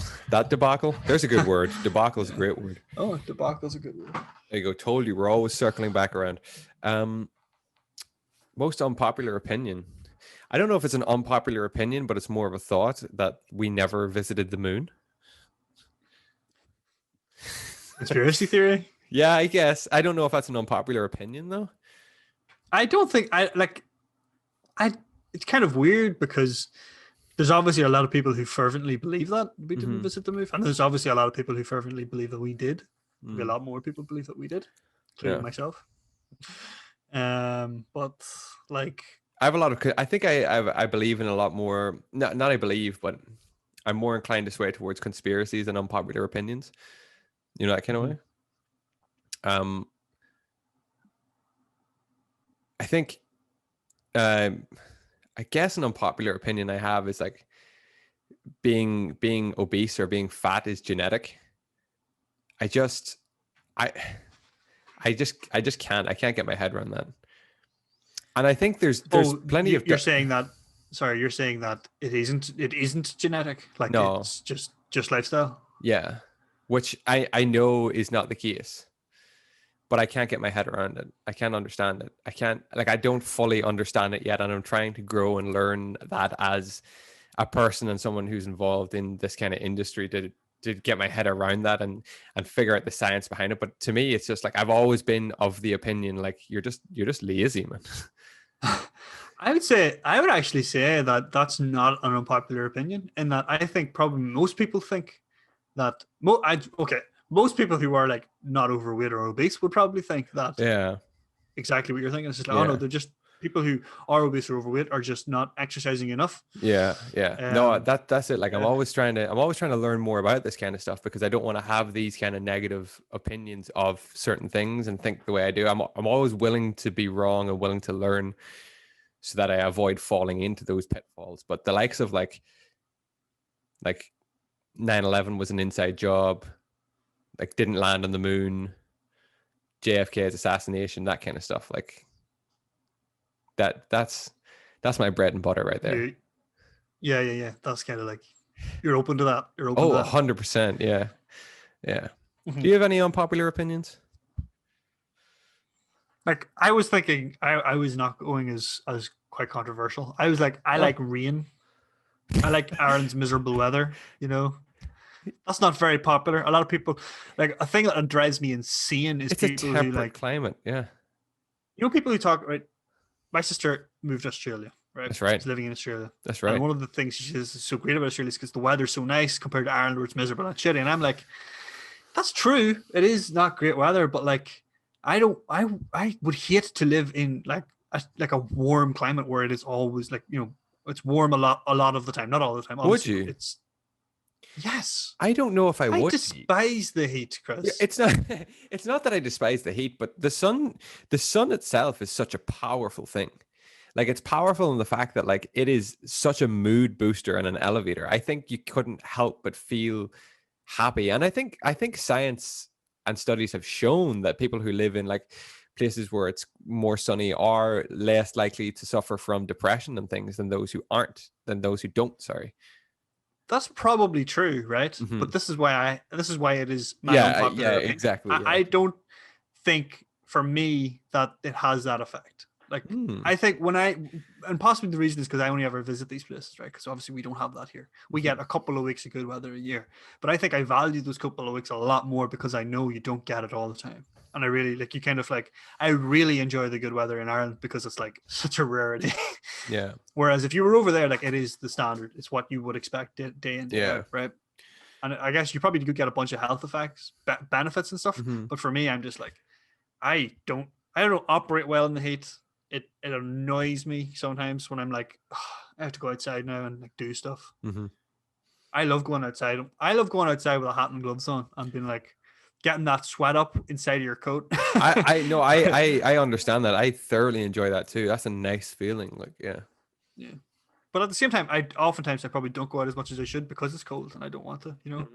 So there's two sides of the coin. But like I don't have the gut reaction at all when people are like, oh, wouldn't it be great like California and it'll be sunny every day? And I'd be like, nah, well, I don't. I would much prefer somewhere where I can get snow every day. That appeals As to you me well though. know. The good weather always appeals to me. I think I'm definitely someone who enjoys constant sun. If we could get away with it, I would enjoy constant sun. Don't get me wrong, the rain is nice, and I do enjoy. This is what I like: hot summers, cold winters. Yeah. But you don't get that, Chris. No, I know You don't get that in exactly. California, you know? You don't really get that. And I like Oh, that as well. yeah. And that's another part of the thing is like I like the days getting shorter and them getting very long Oh in the God, summer. yeah. I love a good stretch in the evening. I, D. oh fucking hell, that Jesus, you could gets me up not in the beat. morning sometimes just You, thinking about how long the day is gonna last. how long I have, how much daylight Oh, I have to just stand and look from the inside out at the daylight and go, fuck, that's a serious stretch. Hey, oh, that is unreal. That it's unbelievable. some serious cutting could be done that day. Hey. That's exactly it. Yeah. I don't know. I know But I yeah. have loads of unpopular opinions, and I know I've voiced them to people over the years, and I just can't really think of too many of them. Oh, pineapple belongs on pizza if it wants. There you go. Is it enough? You know, it is. It's classically unpopular, but I really think these days it's more popular than. Then It's kind of unpopular. 50-50, isn't it? Yeah. Yeah. I used to be vehemently against it, but now I'm kind of like my eyes have been opened not to pineapple on pizza. I still despise it, but put whatever you want on a pizza. It's like Yeah. it's not like a fucking, it's not like some French fine Like a dish that has to be delicacy. cooked Yeah. to Yeah. specification. It's a Mhm. pizza. You're supposed to put everything and anything onto it, just slap it on and eat it. It's quick, handy food that's meant Yeah. to taste delicious. So Yeah. you do you. Good question. Appreciate that question. Appreciate Thanks. all of these questions. Thank you so much. What about this one, D? I think you'll enjoy this one. Who were your favorite school and high school teachers growing up? Now, Um, to a lot of people, you see, you'll probably not understand this because you're listening in a different countries. But maybe we can kind of explain the characteristics of these teachers a little bit, so that someone can actually understand why we enjoyed these teachers. I mean, I'm sure it's a universal thing. Like some things that just like teachers do that people like and people hate. Like for me, there's a few. Primary school, did you have any favorites? I tell you who I enjoyed in I primary school as a don't teacher. think I did. We had a teacher in P5 called Mrs. Murray, and Mrs. Murray was absent for most of my P5, and I thoroughly enjoyed that. Is that Mrs. Murray, and then she switched to like P7 or something, and we got her Yeah. anyway. But I just remember that during a time in P5 when she was absent, we had so many like teachers come in and out of the school, or come in and out. But there was a time, to me, what felt like weeks of just building little Mesolithic house models out of like rushes and lollipop sticks. Jesus Christ! Do you It was remember unending. this? Yeah, Yeah. we just did this for like weeks, and like that's just what we did. Yeah. We learned. That was so fascinating. I think that's why I enjoy that part of like history and geography and stuff, because of these times, you know. Then we Yeah. also had a lethal teacher called Mr. Russell came in and took us Oh yeah. he took us, but he taught us about extinct animals, and then he let us play rounders for the duration of the afternoon, which I enjoyed. What a great guy. Which I enjoyed. I Primary don't school was remember him great. that well. Hmm. And I think in the later I- years in primary school, we had our principal, we had Mr. Farrell as a teacher. Yeah, he was pretty good. I liked him. I enjoyed him as a teacher. Yeah, very much so. Do you know who was a pretty good teacher? But I just never liked her. But kind of looking back, is like she was a pretty good teacher. What do you call her? Oh shit, Yvonne. That's her first name. Warner, Ms. Warner. Warner. Yeah, Sorry, not to dox anybody, but yeah, yeah. No, Mrs. Warner. agreed, totally agreed. You Yeah, hated her. She hated you. yeah. That was But that's what hilarious. it felt like anyway. Yeah. I mean, all These I two did. butted heads all the Yeah. time. I mean, I butt heads with a lot of What can I people. say? I'm a bit of a rebel. Huh? But no, I totally agree. She's a fantastic teacher. She was a good teacher, yeah. But yeah, In high school. I butt heads with so many Sorry. teachers though. Like, so. No, that's true. Actually, you do make a habit out of it. In high school, there was a few. Like, I'd say a word about our form teacher, like our assigned teacher, Mr. Cummings. Yeah. Like, Yeah. I don't. He was a good teacher as well. I think he was a great teacher. No, hang on. How do I want to word this? I think he was an okay teacher.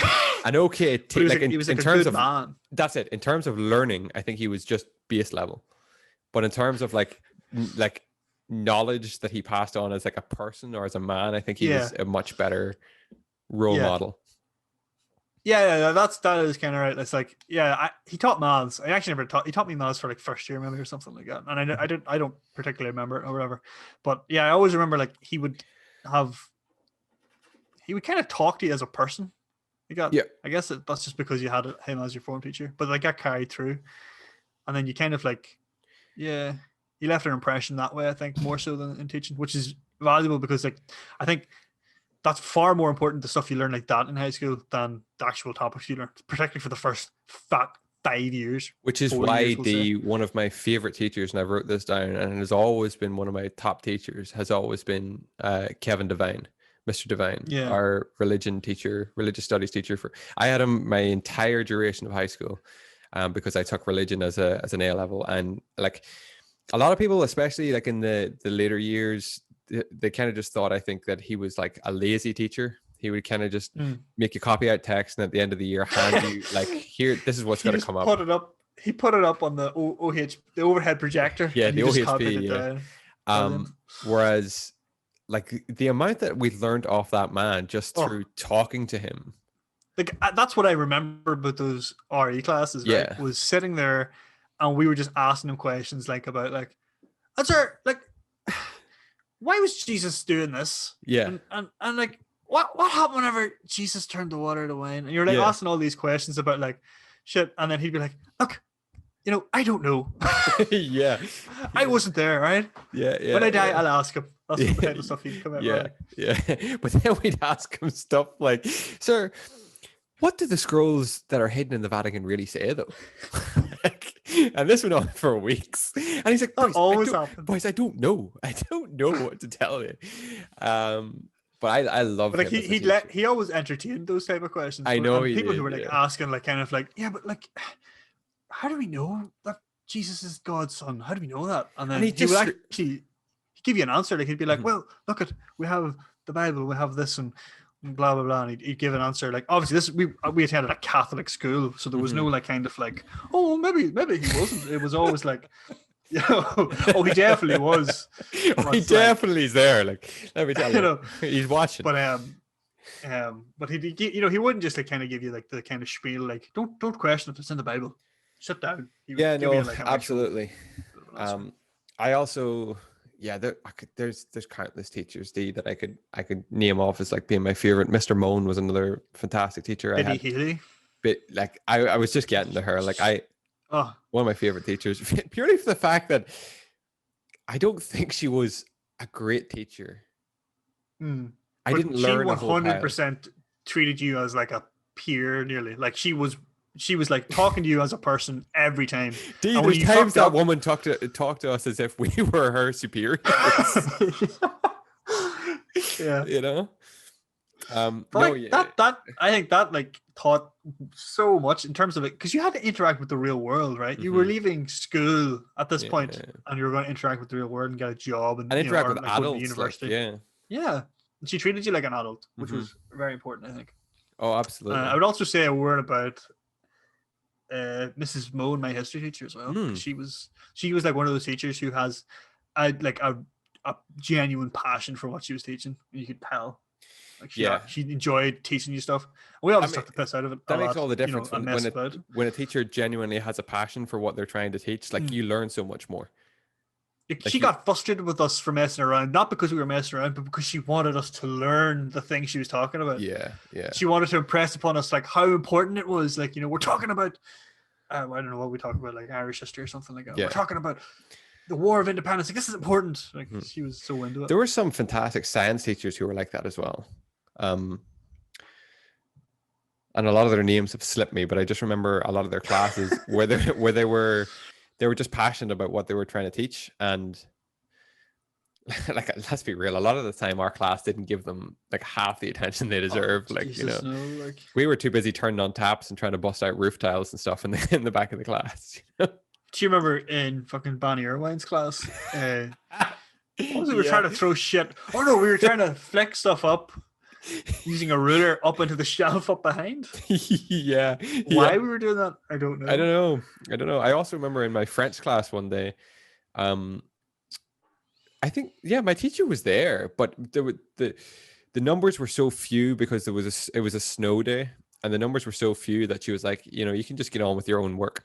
And we kind of just huddled together and we just talked basically. But eventually somebody made a paper airplane. So we opened the back window. She was up high. She was like the last classroom of the school building. And we just let the paper airplane go and see how far it would fly. And this turned into 1 to 2 to 3 paper airplanes. And eventually she caught on what she was doing, but instead of chastising us, she came over and cheered along and watched the paper airplanes fly to see how far we could get. That's a fond memory. That was our, what do you call her? You know that French teacher that like pulled us one day for like using her name in the corridor? Yeah. What's her name? Right. Oh, Miss O'Neill. Miss O'Neill was her name. Morticia. But that's it. Yeah, that's exactly it. Yeah.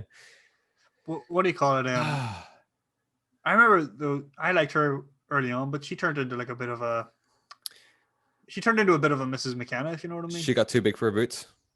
Mm-hmm. Yeah, she got more into becoming ahead of something. Yeah, which I think she is now. Head of something. But that doesn't surprise me. Yeah. Probably should mention that there were some absolute bollockses as well. I knew that was coming. Yeah, I knew that was coming. Oh, 100%. There were teachers that you just, like, if you seen that you had a class with them, that was it. You were just like, oh. Do you know who's one of those? And I was shocked and turned out to be one of my favorite teachers. Who? Oh shit. I forget her name. In English, remember A-level English? What's her name? Miss Casey? Miss Casey. Oh, Miss I remember Casey is one of my favorite getting those teachers, assignments, and we had Miss Casey and Miss McKenna, right? Mm-hmm. And I was like, Mrs. McKenna is the better one here. Mm-hmm. Like, those are the better classes. And it was the complete opposite. It was the complete opposite, man. I never learned with Miss McKenna. I did not like Miss McKenna as a teacher. I despised her by the end of those classes. And Miss Casey was just like, great. You know what the thing was? We had Miss McKenna for the first couple of years as our English teacher, like in like junior school. And I really enjoyed her as our English teacher because I learned a lot. It seemed like she had time for you. And then the more she kind of got into like the head of the school and running the school, the more that just slipped away. And Miss Casey was genuinely passionate about teaching us about World War I poetry. Yeah. You know? That's right. Mrs. McKenna was absent for about 50% of the classes, and then would tell you halfway through that you've done the wrong coursework. Dude, I spent a good 50% of her classes in moving image classes, doing like films and stuff, because I just catching up on coursework. I had no interest in that. Yeah. Oh, there were some complete bollocks, yeah. Mm-hmm. And they're still there, unfortunately. Oh no, yeah. For a large extent. One of them, I would say, is the principal as well. I never liked her. Yeah, no, absolutely. That was a good question, though. I appreciate that. I got a nice couple of tangents going there. D, what is the best concert or live show / event you have ever been to? Right. How to think about this when I seen this one last night. I was going to say, my gut was saying Michael Giacchino in Dublin. For the Lost. Yeah, that's what I was thinking too. But there's a couple of standout. Yeah, go on. Yeah, there's a couple of standouts. Yeah. Well, the reason I was thinking that one was because, like, I emoted, Chris. Oh yeah. I emoted at that concert. That was amazing. It was like, because it was like orchestra. It was like soundtrack. It's the soundtrack to Lost. Right? It's the soundtrack to one of our favorite shows of all time. Like, yeah, we are such nerds. Like, here, we do not come across well here if you don't like Lost, but we were so into Lost, and we like particularly loved the music of it. Yeah, like I listened to the soundtrack on Spotify. I still, yeah, it's saved there, man. It's in my rotation, Chris. It's in my rotation. Right? Uh-huh. And so to see that live and to have the actual composer there and like talking about it, and they put it up with the clips of the show, and oh my god, all of the like emotional moments. It's insane. It was such so good, not to mention that we met one of the stars of the show right before the show began, which set us off on a fantastic spiral. Like, that was by far one of the best I've been to. Yeah, definitely. It was awesome. Did you have Did you have standouts? More. Yeah. The first one I went to was with. Were you there? Yeah, you were there. We went up to Derry. Oh, the Coronas? Yeah. I was like, Absolutely. It was Joe who had like organized this because he actually knew them and enjoyed them. He was like, I want to go see them. And funny enough, we actually go on ahead. Yeah. That was it. It was like we went up there and we're kind of like, we made the joke like because the rest of us had never even heard of them really. We only listened to them like days before. Mm-hmm. We're like, we could walk past these guys in the street and we wouldn't even recognize them.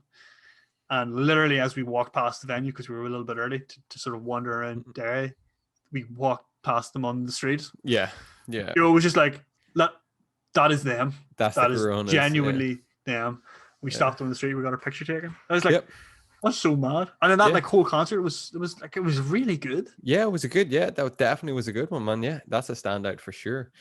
A standout for me, has to be like way back years ago. I went to Westlife's final ever, like their goodbye gig. It was the last night they played in Croke Park. And if you want to talk about like emotive concerts, like not for me personally, because I have absolutely no affiliation or attraction to Westlife, but Chris, you're in. It was like the way I can describe it is like a hen party for like 95,000 screaming women. Oh my god, it was insane. Not like us. You were there. Like, man, they performed like hell, man. It was incredible. That was insanely good. So that's up there. I'm sure people know Westlife, but if you're not from like Ireland or the UK, they're Ireland's biggest hit. Yeah. Are they? They would be, wouldn't they? They're definitely up there. Yeah. They're our most famous sons. Yeah. I'm trying to think if I've been to any other like events or kind of like we went to GamerCon and it was fucking shit. Oh Jesus Christ. We had it out in a line in like not quite rain, but like cold. It was cold. It was cold. And I just remember we were there for like an hour. It was the two of us and Paddy McCartney, and I'm pretty sure all three of us, I know I did, had to pee so freaking badly. Like the pain became almost unbearable. And it just took forever to get in for no reason. Yeah, and they oversold for a small venue as well, which didn't help matters once you get inside. Because once we got in, and then like we heard on like Twitter and stuff a little while later that they just stopped letting people in. Mm-hmm. People were just lined up waiting to get in for an event that they couldn't get into because apparently it was at capacity, which was like ridiculous. Yeah, this was like one of Ireland's like only real kind of big gamer conventions, I would say, or games conventions. Like there's not too many in Ireland. It was meant to be, and let's just say instead of GamerCon, it was Gamer Wrong. No, it was terrible. It was absolutely terrible. It was even shit when you did get in. You know my takeaway from that? The thing I remember the most was Horizon Zero Dawn on this like 4K screen. I remember that. Yeah, I thought you were going to say the Burger King on the way home. That was pretty good too. Yeah, it was pretty good actually. Yeah, that was good. It was pretty awful. I mean, QCon has lived up to expectations. It's been 10 times better than that. I was going to say. It's like a local run event. It was awesome. Remember the QCon? We just ran into Shawnee Mac and we ended up going back to his and opening up his like patio doors, and we all had food in his apartment. Yeah. And like, it wasn't Belsonic, but there was some kind of music event on in Belfast. Yeah, and we could just hear the music in the distance, and the sun was beaming. That was an incredible weekend. No, it was excellent time. Yeah. We stayed up in yours whenever you lived on the Lisburn Road. That'd be right. On the Lisburn Road. Yeah. That was good times. Yeah, great times. Yeah. That was a good event. I can return. Definitely. I mean, for years I've always wanted to get to E3. Like we've always said we wanted to get to E3. I feel like that's not even going to be a thing now after the pandemic, because it was dying. Like it was dying. There was news last week or the week before that E3 is going ahead 2021. It's obviously going to be Oh no, I've read that it's been cancelled. Oh, right. Okay. Oh Yeah, I shit. read it was kind of like very recently, like a few days ago or something like that. I think I wouldn't really call this like a live event or whatnot, but I was there for the release, the midnight release of Modern Warfare 3, as were you and a couple of our friends. We went That to was that very good. years ago, and we were also there for the midnight release of Gears of War 3, Gears of War 4, No, Gears 4. what? Remember we went and got Gears 4 midnight? Oh Remember yeah, the midnight release. we went to the midnight release and they actually just turned out and they just closed. They just didn't open. They didn't have it. They had it. They had it like for a different. They had it for like the digital edition, or no, Yeah. not No, they had it. It the was the day collector's before. edition or Yeah, something like they that. had it the day before for Mafia 3. They were both released at like the same time. So we like went across the street to like the big like 24-hour Tesco down in Craigavon, and we were like, I Okay. hope to God it's here. And it just happened to be there. Yeah. It wasn't even. It was, we had to ask them to go get That's it. right. But I tell you what, that Tesco has pulled me out of a couple of holes when it's come to like waiting to get games and stuff. And I remember I remember when I went to get God of War, I was in there with Aaron and we went in and I said, like, look, I'm looking for a copy of God of War. It releases tonight. This is midnight again. And I got my copy. But before he asked, he goes, are you looking God of War? Like it's not God of War 4, yeah, but he went, and what console are you looking at for? And I was like, I was like, what console you got it for, man? You know, I mean, if you have it on, you got it in DS back the there, Switch. Yeah. you know. But yeah, they pulled me out of a hole a couple of times. I know they're not really events, but these are just things that I remember. So, but yeah, These are just days in my life at this point. Yeah, good times. Good times, sir. Good times. Where are we looking? Well, we could do a few more, I think. We're running up. We're at an hour 52, Chris. Yeah, we're at an hour. We can do a couple more, I guess, and then we'll keep the rest for next week's show. Here's one. What do you... Go on ahead. I was going to say, what are your best film memories? Oh, yeah. That's as in seeing a film for the first time, cinema experience, and reliving a film again. Well, I already know what one of both of ours is going to be. Yeah. But we just get that one. Yeah, we just get that one straight off the bat. Was that Blade Runner for you? Blade Runner in Monaghan. Omniplex theaters or whatever it's called. Yeah. It was an event. It was an event, Chris. It was like one of the opening nights of Blade Runner, and we went to see it in Max and got like perfect seats, perfect everything, perfect conditions. It wasn't sold out. It was comfortable, and it just blew us away. Oh, it was awesome. It was like a great movie. Yeah. Plus, and the soundtrack for it is so like bassy and deep. It was like it was fucking like pushing you back in your seat. The sound was so fucking intense. It was incredible, man. It was fucking awesome. Yeah, that was a serious event. I'm trying to think. The Avengers was definitely up there for me. Endgame. I think that just for a lot of people is going to be a memory. Like when you think about it now, like when you think of like how restricted we are in our movements and like with crowds and capacities and stuff, like the Avengers, I sat in that same Max screen. It absolutely chocked to capacity. Oh yeah. And everybody coughing and sneezing over each other. And like you think about that now, it's crazy, man. But definitely that was up there as one of the best experiences. You got any more? I remember the line into that event. The final movie, because it was a two-parter. It was Infinity War plus Endgame for us, and it was like that's like 6 hours. That's a big night for you, man. It was at the Odyssey in Belfast that we went to see it, and just like the line, it looked like there was a concert on. Like that's how long the line was stretching out of the Odyssey just to get in to see this. Like that's how big of an event it was. It was awesome. Man. That's insane. Another one that I just mentioned is like the VIP cinema at the Odyssey. Is just like try it out if you're in Belfast or thereabouts. Mm-hmm. Like recliner seats. It's like there's it's like all the seats are like little two pieces beside each other, or there's up to four I think beside each other, so you can just get yourself and whoever's with you, or if it's just yourself, get yourself down in a good spot. Yeah. Recliner seats, no kids screaming, no people, not chock full of people sneezing and coughing all over you. Just it costs quite a bit extra, but like for certain movies, like that's just worth it, I think. Yeah, for sure. I also remember, this is just like a movie experience. It's not like in the cinemas or anything. one of the first times we watched, you and I watched The Hills Have Eyes. I can't remember if it was one or two. I think it was one, just The Hills Have Eyes, one summer down at like your house, in your like low living room, and you had like the recliner Yeah. chairs and you had like the surround sound, and we watched it in the big screen, and something just took over and we got so invested into that movie. Like we were Oh yeah. screaming at the TV for that that lone guy to survive the whole ordeal. Yeah.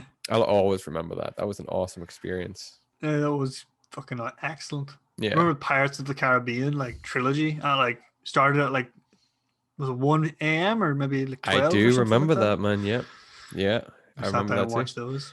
Yeah, tremendous experience. I did the Lord of the Rings. Like I've done the Lord of the Rings countless times, but I did one of the first times I did the entire experience. So my auntie's husband, Thomas Duffy. Oh yeah, yeah, of course. So when we were planning this, and we planned it for like weeks, and we were kind of back and forth, and he was like, okay, so I'll pick you up at your house and you can come up, you'll stay with us, and we'll watch Lord of the Rings. And I was like, cool, we're gonna watch them all back to back. It's gonna be awesome.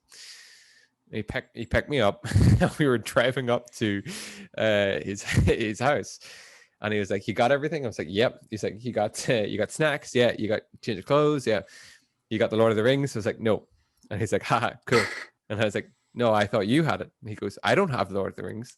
Neither of us had Lord of the Rings. So we had to go and look and search and see if we could find and buy the Lord of the Rings trilogy on the day that we were supposed to watch the entire thing. Luckily, back then, Extravision existed, and it was still about. It was working out better just to buy them. So I think he bought them that day. We started at like 4:15 in the evening, and we went right through to like 5 o'clock the next morning, just one after another, back to back to back. It was incredible. It was so insane, good. But yeah, I love them movies. Extended edition as well, probably. Yeah. No, I don't think they were extended. They could have been, actually. I'm not entirely sure. I've done the extended edition quite a few times. I did them during lockdown, actually. But yeah, they're up there as one of my best film memories, experiences, for sure. That's a great question, because that brings back so many memories. Like there's so many films, and at times I've been to either cinemas or theaters or whatnot to watch a movie, and it's just been an incredible experience. Absolutely. One of my best experiences as well was the first time watching the film Arrival. I was blown away. Really? Yeah. Because that's a film I didn't like the first time I watched it. I said the first time. I've only watched it once, but I didn't enjoy it. Oh no, I thought it was amazing. Wow. Just blew me away. It's very rare that you get to see a film like that without having like heard about it before. Like what kind of, not that there's a twist necessarily, but just like how it pans out. And for that, I was like, fucking loved it, man. One of my favorite films of all time, Arrival. Nice. I'm gonna have to rewatch that movie, dude. See what you're seeing in that, because I just didn't enjoy it that much. Okay. I think that's one of your unpopular opinions, Chris. That is an unpopular opinion. I think I'm all spent out on answering some of these. What we could do is we could just save the rest for next week. We could turn this into a 2-parter over 2 weeks and just hit up the rest of the community questions, because we still have a boatload to hit next week, D. Yeah, we didn't even scratch the surface really here. No, okay. Yeah, that's perfect. Do you want to hit up a very quick personal with the podcast, or do you want to end this one? What way do you want to end this one? Well, yeah, there's one thing I want to say. Yes. Is that on Friday, me and Laura got the keys to our new house. At long last. Fucking stoked for you guys, man. I'm so delighted for you. Like seeing that picture you sent me of the keys just made me so fucking happy, man. At long last. Man. Yeah. It's such a big thing. It was a fucking amazing feeling, because it was such a stressful week we had with all the dicking about from solicitors. Solicitors are just... You're the worst. Cunts. They're cunts. I'm sorry, I had to say it. No, that's fine. If there's one time we get one a year. Word needs to be said. We get one a year. We've used it. It's fine. It was just a nightmare, like dealing with them. And then actually, funny was happening. We met the guy who's selling the place as we were driving over for the first time, or second time actually, yesterday. And we stopped on the road and we were chatting to him, and he was like, the exact same experience. He's like, solicitors just completely screwed us. Like they were, this has all been planned to be done much sooner, but solicitors just completely screwed us, both of us. Like it's just a nightmare. But yeah, all that stress just fucking washed I was clean just off about to your say, shoulders. like, was it just completely lifted? Like, did it just feel like a weight had just been lifted? Yep, Yeah, exactly that. that's There's incredible. still a lot to do in terms of actually moving and like. Oh yeah, you of know, course. Yeah, setting all that shit apparently up. that's the stressful part, actually. But Yeah, I think after what but you like guys there's have been just through, getting to this point, I don't think it'll phase you at all. You know. yeah. Well, like that was my whole that was the news of my week really. Just getting that all done, dusted, and now we're looking forward to actually making movements now and actually getting shit done. Yeah. Moved in, Yeah. get ourselves set up. It'll probably be like another week or two, but eventually this backdrop will disappear on our virtual podcasts. I And can't it'll be wait. a new one. I can't wait. A better one. I can't wait. And we've got so many questions about podcasts and experiences that we want to experience after lockdown, and we're going to hit those next week. I'm not going to touch in fact, I'm not going to touch at all on my week. I'm going to save it all because I've been reading some books and watching some things that I'll just touch on when we hit it next week. Because I think this is a nice time to wrap this up. And I want to finish with just such excellent news. The fact that you and Laura are now proud homeowners. I think that's a tremendous way to end episode 123. So ladies and gentlemen, boys and girls, we thank you so much for tuning in and for your questions this week. If your question hasn't been mentioned yet, please do not fret. Next week, we are coming back with the remaining umpteen questions that we will answer. I want to make a deal of it next week. Thank you so much to everybody who has submitted and contributed to this week's episode. We're so very, very grateful. And to all our listeners, again, I had a look at the analytics this week, which I sent you, D. And just to be picked up in so many countries and so many cities all over the world, all over the UK and Europe and America and Australia, thank you so, so much. It means the world that you do tune into us on a weekly basis. Remember, the video version is available over at youtube.com and the audio version is available on any podcast hosting service. I don't think I need to dwell on anything too much longer, D. It's been a great week. Thank you all for tuning in, and we'll see you all next week. Bright-eyed and bushy tails. Goodbye and God bless. Bye-bye.